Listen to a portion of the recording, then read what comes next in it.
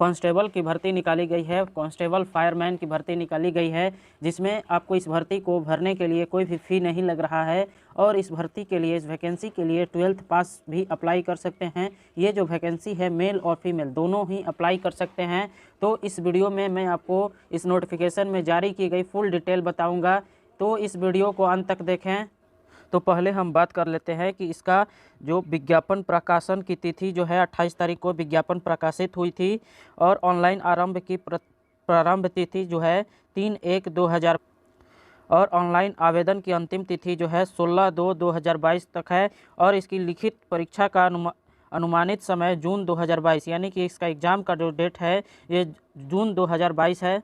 और देखिए इनके द्वारा 2 नंबर जारी किए गए हैं, एक टोल फ्री नंबर है और एक हमारा व्हाट्सएप नंबर है। तो यहाँ OTR भरने में सहायता के लिए, मतलब आपको कुछ भी इस फॉर्म को फिल करने के लिए सहायता चाहिए, तो इन दोनों नंबर पर आप संपर्क कर सकते हैं या फिर इस ईमेल आईडी पर संपर्क कर सकते हैं।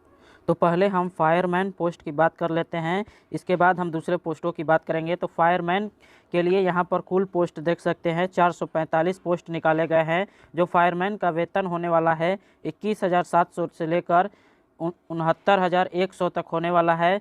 पद का नाम अराजपत्रित स्थायी अंशदायी पेंशन युक्त होगा।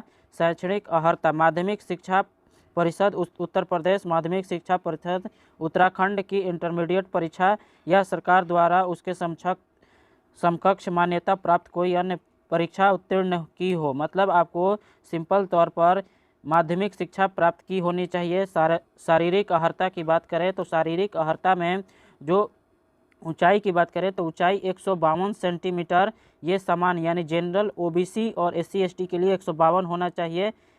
अनुसूचित जनजाति ये SC के लिए 152, ST के लिए जो है 147 होना चाहिए, और पर्वतीय क्षेत्र हेतु 147। अब वज़न की बात करें तो वज़न न्यूनतम जो वज़न होना चाहिए 45 kg हमारा यहाँ इसके लिए फायरमैन के लिए न्यूनतम वज़न होना चाहिए। अब शारीरिक दक्षता की बात करें तो यहाँ पर आपको शारीरिक दक्षता का भी टेस्ट लिया जाएगा। क्रिकेट बॉल थ्रो यहाँ पर कराया जाएगा 16 मीटर 20, अगर आप क्रिकेट बॉल 16 मीटर तक फेंकते हैं तो आपको 10 पॉइंट दिए जाएंगे, 20 मीटर फेंकते हैं तो 12 पॉइंट, 24 मीटर फेंकते हैं तो 14 पॉइंट, 28 मीटर तो 16 पॉइंट, और 32 मीटर तक फेंकते हैं तो आपको 20 पॉइंट दिया जाएगा। और वैसे ही यहाँ पर लंबी कूद में देख सकते हैं दौड़ 50 मीटर की होगी, फिर शटल रेस होगा, फिर स्कीपिंग होगी। ये आपका जो था ये महिला के लिए था, जो हाइट मैंने आपको बताया।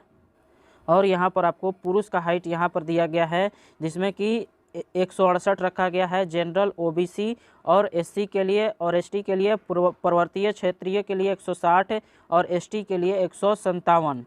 अगर सीने की माप की बात करें तो 81.3 होना चाहिए बिना फुलाए, और फुलाने पर 86.3 होना चाहिए। फिर आपको शारीरिक दक्षता यहाँ पर दिया गया है, तो मैं पूरा नहीं बता रहा हूँ क्योंकि वीडियो बहुत लंबा चला जाएगा, तो आप इसका PDF डिस्क्रिप्शन बॉक्स से डाउनलोड कर सकते हैं। अब हम दूसरे पदों की बात करें तो यहाँ पर देख सकते हैं पदनाम उत्तराखंड पुलिस आरक्षी पुरुष, आरक्षी PSC IRB पुरुष। तो यहाँ पर आप देख सकते हैं कि इसके लिए भी वैकेंसी निकाली गई है। तो यहाँ पर इसका वेतनमान देख सकते हैं 21,700 से लेकर 69,100 तक है।